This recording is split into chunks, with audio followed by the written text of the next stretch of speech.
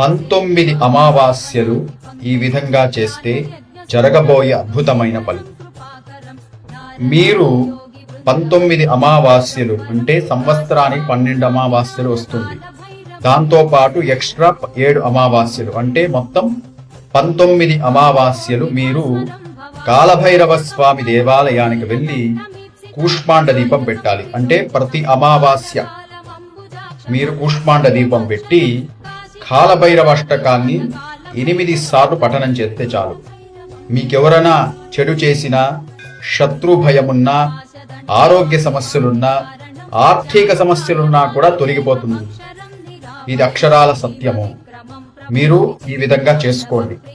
19 అమావాస్యలు కాలభైరవ స్వామి దేవాలయంలో కూష్మాండ దీపాన్ని వెలిగించి కాలభైరవ అష్టకాన్ని 8 సార్లు పఠనం చేస్తే చాలు.